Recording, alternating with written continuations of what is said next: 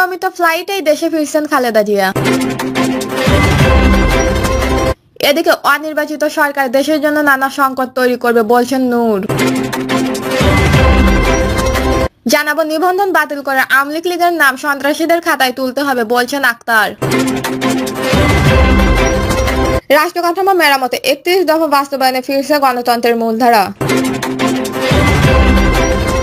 এদিকে ব্যক্তিগত আয়নাঘরে জনতার আগুন, ৫ মাস পর ২ জনের মুক্তি। এবং সর্বশেষ জানাবো দাবি না মানলে দেশ অচলের হুঁশিয়ারি হেফাজতের। শুনছেন সংবাদ শিরোনাম, এবারে বিস্তারিত। নিয়মিত ফ্লাইটেই দেশে ফিরছেন খালেদা জিয়া। দীর্ঘ চিকিৎসা শেষে আগামী সোমবার দেশে ফিরছেন বেগম খালেদা জিয়া। বিমান বাংলাদেশ এয়ারলাইন্সের একটি নিয়মিত ফ্লাইটে চড়ে দেশে ফেরার কথা। বিমান বাংলাদেশ এয়ারলাইন্সের ফ্লাইটটি লন্ডন থেকে ছেড়ে সিলেট হয়ে ঢাকার আন্তর্জাতিক বিমানবন্দরে অবতরণ করার কথা রয়েছে। বিমান কর্তৃপক্ষ তথা বাংলাদেশ সরকার বেগম খালেদা জিয়ার শারীরিক বিষয়টি বিবেচনায় রেখে বিমানটি লন্ডন সিলেট ঢাকার পরিবর্তে লন্ডন ঢাকা সিলেক্ট করার প্রস্তাব দেন। বিএনপি চেয়ারপারসনের কাছে প্রস্তাবটি পৌঁছালে তিনি বিমানটিতে অন্যান্য সহযাত্রীদের কষ্টের কথা বিবেচনা করে তা নাকচ করে দেন। উল্লেখ্য, আগামী ৪ই মে স্থানীয় সকাল সন্ধ্যা ৬টার দিকে লন্ডনের হিথ্রো বিমানবন্দর থেকে বেগম খালেদা জিয়া বহনকারী বিমান বাংলাদেশের এয়ারলাইন্সের ফ্লাইটটি উড্ডয়নের কথা রয়েছে। অনির্বাচিত সরকার দেশের জন্য নানান সংকট তৈরি করছে বলছেন নূর। অনির্বাচিত সরকার দেশের জন্য নানান সংকট তৈরি করছেন বলে মনে করেন গণ অধিকার পরিষদের সভাপতি নুরুল হক নূর। তিনি বলেন, আমরা সবাই সংস্কার চাই, কিন্তু নির্বাচিত সরকারের বিকল্প নেই। অনির্বাচিত বা এমন অন্তর্বর্তীকালীন সরকার যতই ভালো হোক দেশের জন্য আরো নানান সংকট তৈরি করবে। কোন কোন রাজনৈতিক দল সংস্কার এবং নির্বাচনের মুখোমুখি করে রাজনৈতিক বিভাজন করার চেষ্টা করছে বলে এ মন্তব্য করেন তিনি। গণ অধিকার পরিষদের সভাপতি বলেন, সরকারের সীমিত সময়ের জন্য সংস্কার ও সুষ্ঠু নির্বাচনের দায়িত্ব দেওয়া হয়েছে। সেজন্য রাজনৈতিক দলগুলো নির্বাচনে সুস্পষ্ট রোডম্যাপ চাইছে। আমরা সংস্কার দেখতে চাই, বিচারের অগ্রগতি দেখতে চাই, একই সঙ্গে অতি বিলম্বে নির্বাচনের সুস্পষ্ট রূপ রাখা চাই। অনেক সংস্কার ও নির্বাচনের মুখোমুখি করে রাজনৈতিক বিভাজন করার চেষ্টা করছে বলে মনে করেন নুরুল হক নূর। এ সময় নূর বলেন, একটি মানবিক আশ্রয় দিয়ে আমরা যে বিপদে পড়েছি, আবার কয়েকটি মানবিক করিডোরের নামে দেশকে আবার কোনো ফাঁদে ফেরা হচ্ছে, তা নিয়ে আমরা শঙ্কিত। নিবন্ধন বাতিল করে আওয়ামী লীগের নাম সন্ত্রাসীদের খাতায় তুলতে হবে বলছেন আক্তার। নিবন্ধন বাতিল করে আওয়ামী লীগের নাম সন্ত্রাসীদের খাতায় তুলতে হবে বলে মন্তব্য করেছেন জাতীয় নাগরিক পার্টির সদস্য সচিব আক্তার হোসেন। আক্তার হোসেন বলেন, অন্তর্বর্তী সরকার সুশীল তত্ত্বাবধায়ক সরকার নয়। আমাদের কাছে প্রশ্ন করতে চাই, খুনি আওয়ামী লীগ কেন নিষিদ্ধ করছেন না? আপনাদের হুঁশিয়ারি করে বলতে চাই, আওয়ামী লীগের নিবন্ধন বাতিল করে সন্ত্রাসীদের খাতায় তুলতে হবে। আওয়ামী লীগের প্রশ্ন অমীমাংসিত রেখে বাংলাদেশে নির্বাচন হবে না। তিনি বলেন, আওয়ামী লীগের দোষর জাতীয় পার্টি, তাদেরকে নিষিদ্ধ করতে হবে। আর আওয়ামী লীগকে আইনের হাতে তুলে দিন। যদি জনগণের হাতে পড়ে তাহলে তাদের অস্তিত্ব থাকবে না।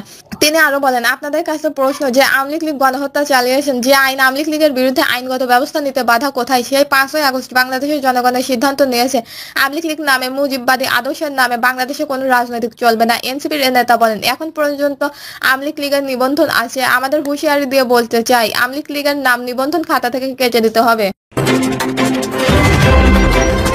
রাষ্ট্র কাঠামো মেরামতে ৩১ দফা বাস্তবায়নে ফিরছে গণতন্ত্রের মূলধারা। তারেক রহমানের ঘোষিত রাষ্ট্র কাঠামো মেরামতের ৩১ দফা বাস্তবায়নের লক্ষ্যে সাভারে যুব দলের আলোচনা সভা অনুষ্ঠিত হয়েছে। সাভার থানা যুব দলের সাবেক সাংগঠনিক সম্পাদক মঞ্জু মোল্লার সভাপতিত্ব সভায় প্রধান অতিথির বক্তব্য দেয় ঢাকা জেলা যুগ্ম মহাসচিবের সাবেক যুগ্ম সাধারণ সম্পাদক শহীদুল ইসলাম। তারেক রহমানের ঘোষিত রাষ্ট্র কাঠামো মতামতে ৩১ দফা বাস্তবায়নের দলের নেতাকর্মীদের ঐক্যবদ্ধ হওয়ার আহ্বান জানান। একই সঙ্গে দেশ নেত্রী বেগম খালেদা জিয়ার চিকিৎসা শেষে দেশে ফেরার কেন্দ্র করে আনন্দ শোভাযাত্রার কথাও জানান বক্তব্যে। অনুষ্ঠানে সাভারের যুব দল সহ বিএনপির ও সহযোগী সংগঠনের নেতাকর্মীরা উপস্থিত ছিলেন। অনুষ্ঠিত সভায় বিশেষ অতিথি হিসেবে উপস্থিত ছিলেন থানা যুবদলের সাবেক সভাপতি হেমায়ত উল্লাহ সাজ্জু, সাভার থানা যুবদলের সহ সম্পাদক মোহাম্মদ শাহিন মাহমুদ, সাভার থানা যুবদলের সাবেক যুগ্ম সাধারণ সম্পাদক MS সাম্মাদ। রাষ্ট্র সংস্কার মেরামতে ৩১ দফা বাস্তবায়নে ফিরতে রাষ্ট্র কাঠামো মেরামতে ৩১ দফা বাস্তবায়নে ফিরবে গণতন্ত্রের মূলধারা। ব্যক্তিগত আয়নাঘরে জনতার আগুন, ৫ মাস পর ২ জনের মুক্তি। ব্যক্তিগত আয়নাঘরে জনতার আগুন, ৫ মাস পর ২ জনের মুক্তি। সিরাজগঞ্জের রায়গঞ্জ উপজেলার একটি ব্যক্তিগত আয়নাঘরের সন্ধান পাওয়া গেছে। সেখানে ৫ মাস বন্দী থাকার পর নিজেদের মুক্তির চেষ্টা করে প্রায় ৫০ বয়সী এক নারী ও ৭৫ বয়সী এক বৃদ্ধ। এ ঘটনায় বিক্ষুব্ধ জনতা এই বাড়ি ভাঙচুর ও অগ্নিসংযোগ করে।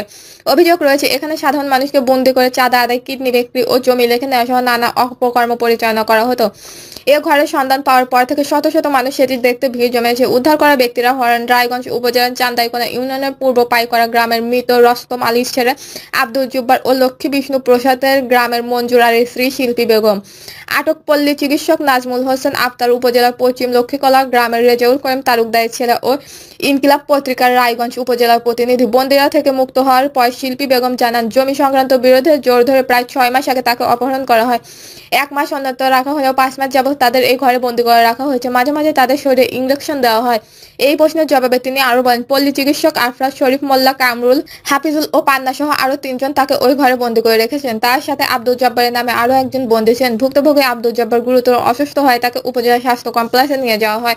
এ বিষয়ে তার ছেলে শফিকুল ইসলাম বলেন, গত বছরের 8 নভেম্বর বিকালে বাবা নিখোঁজ হন। পরে কোথাও খুঁজে না পেয়ে 12 নভেম্বর থানায় সাধারণ ডায়েরি করেছি। বৃহস্পতিবার গভীর রাতে বাবা এই আয়নাঘর থেকে কৌশলে বাড়ি ফিরে আসেন। তিনি অসুস্থ হয়, তাকে হাসপাতালে ভর্তি করা হয়েছে। স্থানীয়রা জানান, এই ভবনের মালিক জহুরুল ইসলামের ছেলে সুমন শেখ। তার কাছ থেকে ভাড়া দেওয়া হয়েছে ভবনটি 3 থেকে 4টি ফ্ল্যাট ছোট ছোট কক্ষ তৈরি করে।